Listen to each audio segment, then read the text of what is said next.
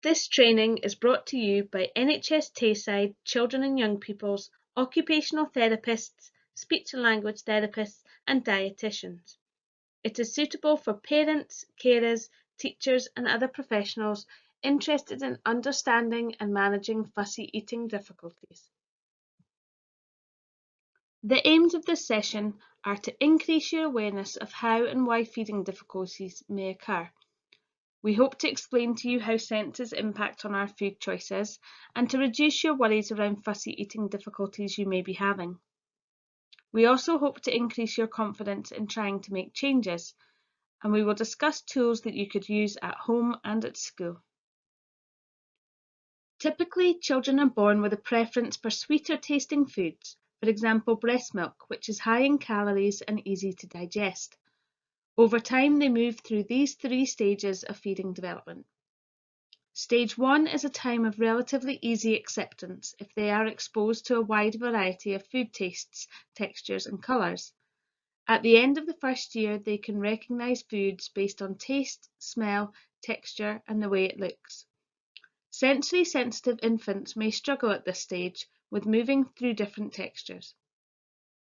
In stage 2, children may begin to reject foods based on how it looks, and this usually peaks around 18 months. Foods that they previously accepted may be rejected on sight before they have even tasted it, and so begins the development of their disgust response. This is an important evolutionary stage which has helped us with survival. At this age and stage, children are developing mobility, and in order to avoid the risk of eating something harmful, they become more wary and selective in what they will put to their mouth.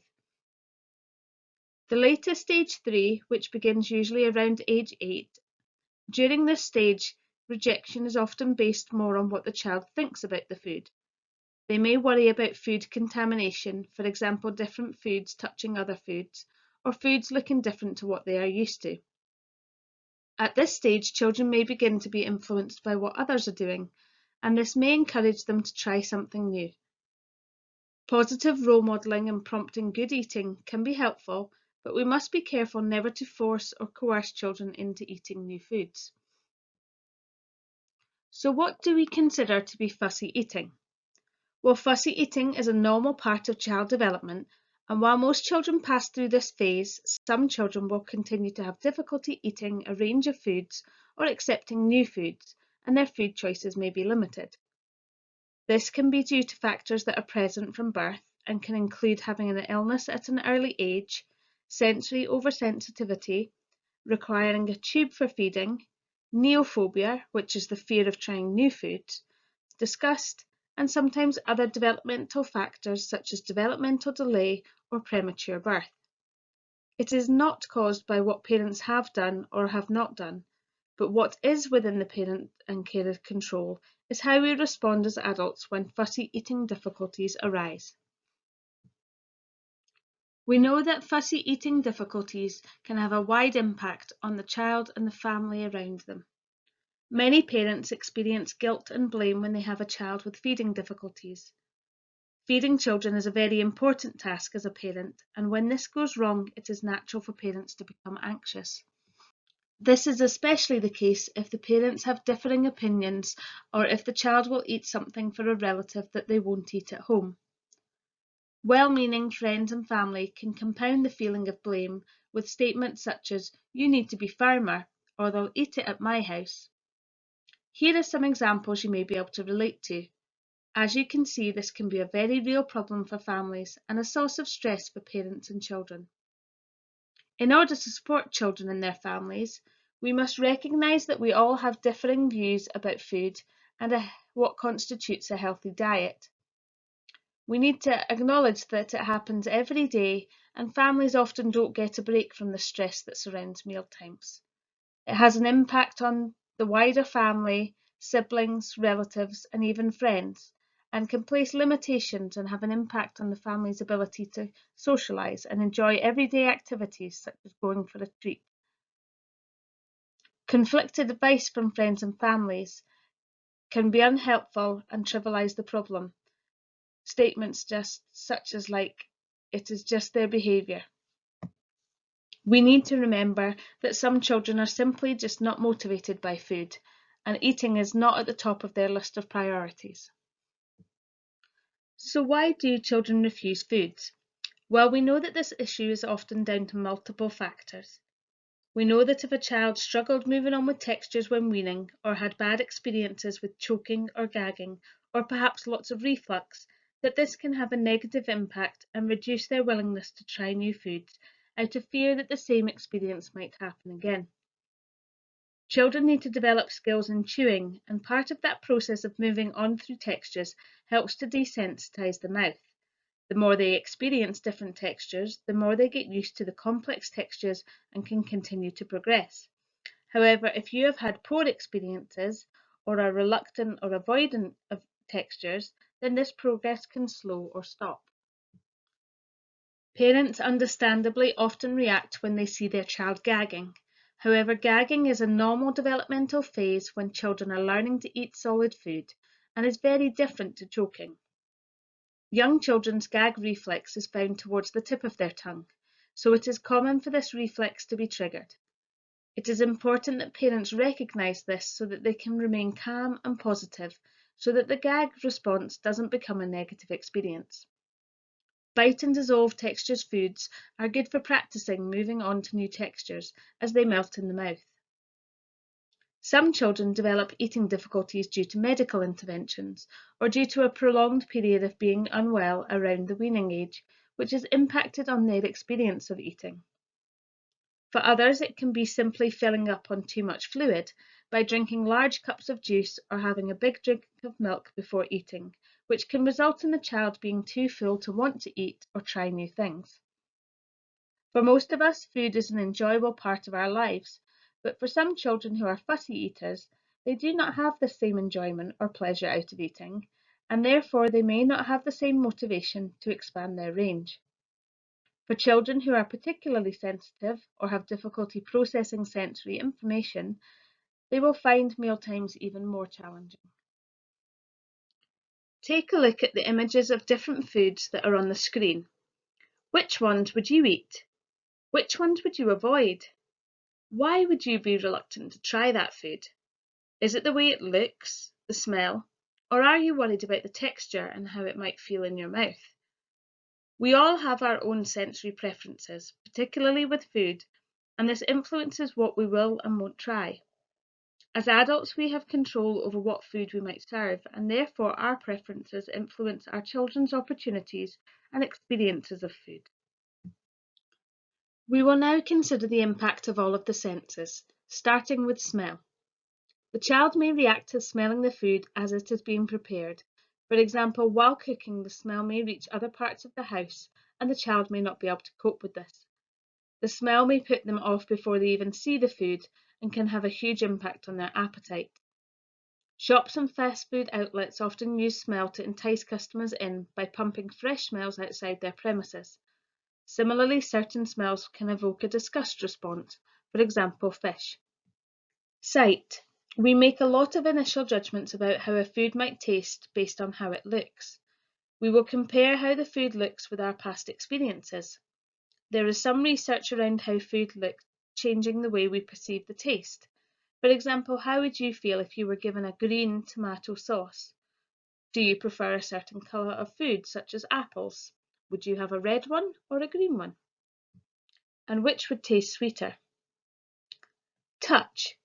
Once we have coped with the sight and smell of food, we then need to tolerate touching it with our hands and experiencing the texture in our mouths.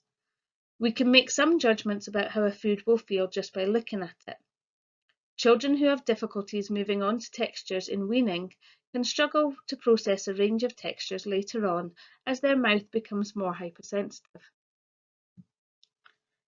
Taste. Some children will be drawn towards strong flavours such as spicy or sour foods, and others will avoid this and prefer a diet of more bland, plain tastes. Often this is due to the fact that bland, beige-type foods such as crisps, chips, biscuits, etc. are more predictable in their shape, size and texture, and therefore their taste, whereas vegetables are often more unpredictable, each one different from the last. Generally, children will tend to dislike bitter tastes, for example broccoli or sprouts, as on a primal level bitter flavours were associated with toxicity. Therefore, trying to get a fussy eater to eat these kinds of foods may have limited success. Hearing. Some children may be sensitive to noise and can appear distracted by noises in their environment. They may find it difficult to cope in very noisy environments, such as the dinner hall at school. Other children focus better on eating if there is some auditory input, such as background music. It may be that this acts as a white noise effect, cancelling out other more distracting sounds. Balance or vestibular system. It is important that children have appropriate seating for their age and stage when eating. It allows them to concentrate their efforts on eating rather than the effort of keeping their balance or maintaining being upright. This may include providing an appropriate height chair so that their feet can reach the floor. And finally, proprioception. This is the sense that tells us where we are in space and where our body parts are in relation to each other. Receptors within our joints and muscles help us to determine how much force we need to complete activities and help us to adjust as necessary. It is constantly providing feedback about our body, and our brain sends messages back and forth to adjust movements where necessary. When eating, children are using this sense to figure out where their mouth is in relation to the food or the cutlery, to use the right amount of force or pressure. Poorly developed proprioception may lead to messy meal times, food missing the mouth, and drinks getting spilt. A question parents often ask is why do children prefer certain brands or a dry, beige food diet over eating vegetables? Most of us, when faced with a food we've never seen or tried before, would be wary about what it might feel or taste like. We would look at it carefully, smell it, maybe touch it, before picking it up and bringing it to our mouths. We might watch and see if others are eating it.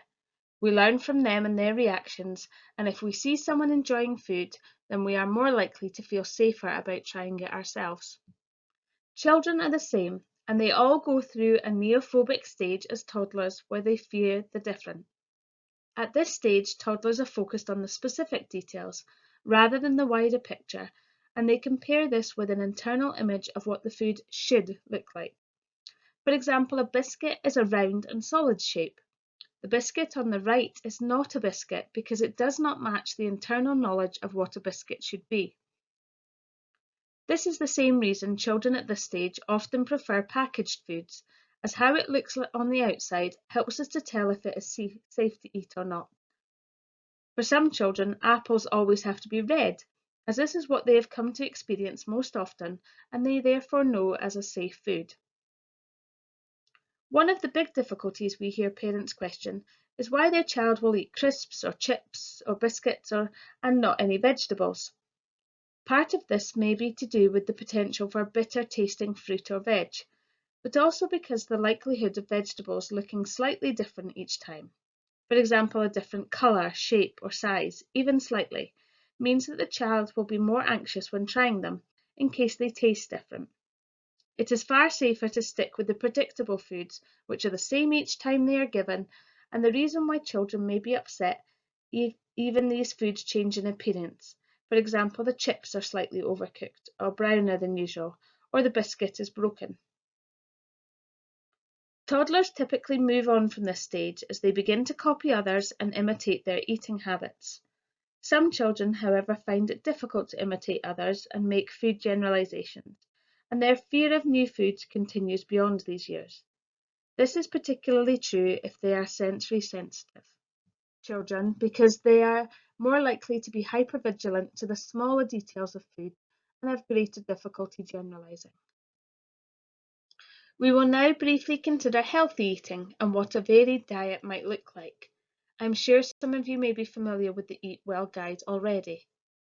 If your child eats one or two foods from each of the four main groups, then they are likely to be getting all of the protein, energy, vitamins and minerals they require to grow well and to be healthy, depending on the foods they choose and their portion size. Let's look at each group in a little more detail. The green section is our fruit and vegetables, and they provide a healthy source of vitamins and fibre. I'm sure we have all heard the healthy message of aiming for 5 portions of fruit and veg a day. These can be fresh, dried, tinned in juice, or tinned in fruit juice. Vegetables can be fresh or frozen and can include things like soup and homemade tomato sauce.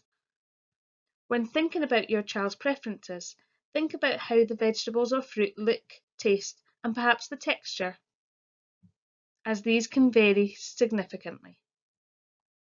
The yellow section is our whole grain and starchy carbohydrates. It includes potatoes, breads, pasta, etc. And this provides a source of calories, some protein, vitamins, minerals, and fibre. The choice for children often depends on the texture. Some find that mashed potatoes are too wet, but prefer the crunchy crisps or chips. Pasta may be slimy, but they may prefer things like cornflakes. Fortified cereals are a good source of vitamins and minerals, including iron. The blue section is our milk, dairy, and non-dairy alternatives, and these provide a source of calcium, protein, and calories. It includes cheese, yogurt, fromage frais, and non-dairy alternatives such as soya and nut milks.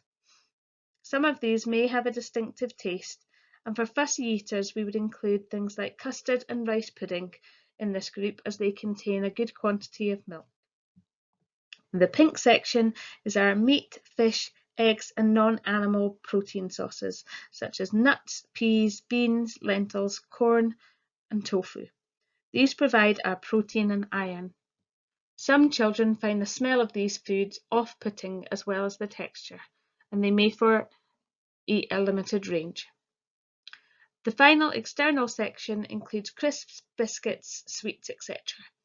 These provide a source of calories, but they are on the outside as they are not in preference to the foods from the 4 main food groups. Depending on which foods your child does not like, a vitamin or mineral supplement might help. Sometimes it can be difficult to find one that your child will accept. You can always seek further advice from our dietitian colleagues. How much your child should be eating is often a source of stress for many families. Over the last few years, the size of an average portion has gotten much bigger than probably most of us actually need. Too much food or too big a portion on a plate can be very off-putting for children, and it may be more helpful to use smaller plates to reduce the amount of food, as you can always give more once they have finished if they would like it. Children these days come in all shapes and sizes with a wide range of heights and weights, so there is no one-size-fits-all portion size that meets all children's needs.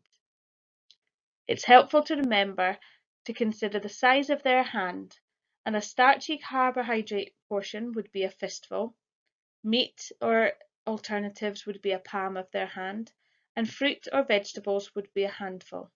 Remember, it is their hand size, not yours.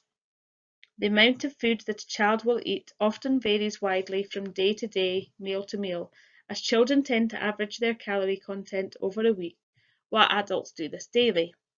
You may therefore find that children have days where they hardly eat anything and other days where they take on a lot of food. Where do children eat? Getting the environment and seating right helps children to feel safe and secure, and their willingness to try new things might improve. If children feel safe within their environment, they will be more calm and accepting of new things. Think about where your child has his or her meals and snacks at home. Where do they eat better and why? For some children, sitting with others can be enjoyable and they can demonstrate good modelling of enjoying food, whilst for others, the impact of seeing noisy, messy eating or food in the mouth of others might be more off-putting. As we have mentioned before, background noises such as TVs and iPads can distract many children from eating, whilst for others these can be helpful, as some children eat more whilst distracted. Smell can have a huge impact on a child's desire to eat, as it can stimulate hunger for some, but for others the smell of cooking food can be so overwhelming it creates a disgust response before the food is even seen, and the child may therefore choose to eat in a different room or refuse to eat altogether. It is not unusual for children to respond differently in different settings for a variety of reasons. For example, they may eat more at Granny's house or at school, and we may benefit from considering the sensory factors influencing their eating behaviours in different environments. It is also important to consider the seat your child is sitting in. Choose a seat which is developmentally appropriate for your child and provides an adequate level of support. Children should be able to keep their feet flat on the floor or on a footrest. Consider if they are able to maintain their balance, or do they require a seat which can provide more support. Perhaps a box or stool under their chair so they can reach it with their feet will help them feel a little bit more secure. Try to create regular routines around meals and snacks, ensuring that there is a reasonable time between meals to let your child begin to feel hungry. Discourage grazing of food and fluids, as this can fill them up and reduce their willingness to eat more at mealtimes. Depending on your day-to-day routine and sleep routine, typical advice is for 3 set meals and 2 snacks. However, this can vary. For example, if your child has a long sleep in the afternoon, they may not need a snack. Some parents find it helpful to use snack time as an opportunity to try new foods, as there is less pressure than at mealtimes. For mealtimes, try to work out when your child seems to be most hungry and offer them consistently each day. Limit mealtimes to 20 or 30 minutes. Mealtimes shouldn't go on and on, as this creates more stress for both the child and you. Remove the plate after 20 or 30 minutes, as it is quite unlikely that your child will eat much more after this length of time. Drinks should be provided in small cups or beakers at meals and snack times. Whilst it is absolutely necessary your child keeps hydrated, it is very easy to fill up on fluids. It is really important to keep mealtimes as happy and as stress-free for everyone as possible. Here are some tips to try. Encourage self-feeding to give your child some control. Recognise your child's cues. For example, when have they had enough and when are they seeking more? What do they do to show you? Think about how you respond to food. Children learn lots by watching others. Try to ignore negative behaviours as much as possible. Allow your child to serve themselves portions of food from dishes on the table, as this allows your child to decide how much they want and have some more control. Another tip is to try to have a separate tasting plate to keep the new food away from your child's plate and help build up their trust. It may be having a plate of new food for the whole family to try. There are also some don'ts. Try not to keep changing the rules. Try not to say things such as just one more spoonful or just one more bite. Don't hide foods in foods that they would usually eat. This is likely to result in them seeing them and not eating the food that they would normally eat. It can also affect your trust. Don't react to negative behaviours. Try and be as neutral as possible throughout mealtimes, despite how stressed it might be feeling. Don't use food as a reward. For example, try not to say, "You can have your pudding if you finish your vegetables." This gives the impression that the pudding is better than vegetables, and we create good and bad foods. You could try using stickers instead, a trip to the park, or perhaps playing a family game. Ideas for moving on. Getting messy is a really important part of developing self-feeding and moving on through different textures. If you want to encourage eating of foods, you need to explore the textures. Think about how you feel about mess. Allowing mess can be difficult when you don't like it yourself, but always cleaning and wiping your child or the table can reinforce the idea that mess is bad, and it can increase your child's sensitivity. Ideally, getting messy and messy play should be part of weaning. For children who are particularly sensitive to textures, you will need to gradually work your way through the textures. Often starting with dry is easiest, for example, uncooked pasta or rice or oats or cereals. And then when your child is ready to move on to sticky textures such as dough.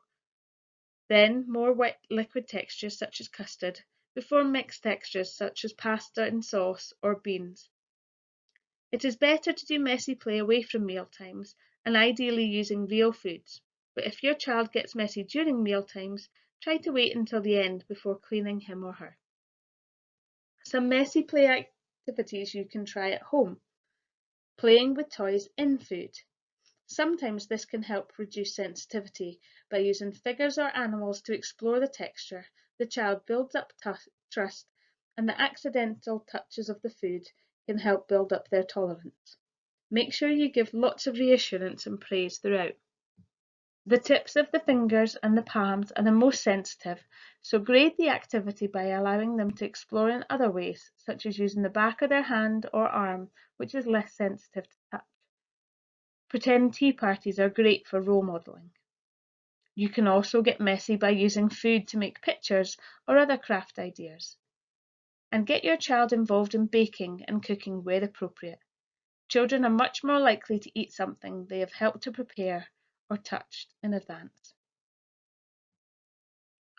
Introducing new foods will take time, and it is important to try and stay positive as you go. Decide on one thing that you as a family want to work on at a time and stick with that until it is achieved before introducing another something else to work on. It will take lots of practice over a long period of time to expand their range of accepted foods, so try to be realistic about your expectations. For some, food is not a motivator, and therefore it can feel like an uphill battle. It is often easiest to expand around the foods which are currently accepted. When introducing a new food, choose a food that is similar to what your child already eats. For example, if your child only eats bland, crunchy foods, then choose something with a similar taste and texture, maybe from crackers to breadsticks. Try to get your child involved in choosing what they would like to try next. Start with only a tiny amount. Pea-sized is usually enough and is less threatening than larger volumes. Rather than putting the new food on your child's own plate, a tasting plate can be less intimidating, as it allows them to build up the experience of the sight and smell of the food without the pressure to eat it.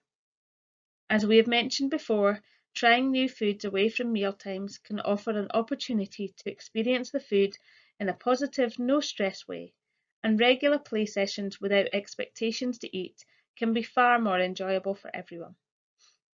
Older children may enjoy food-related challenges, such as taste scoring or creating collages of pictures of the preferred foods and foods they may try.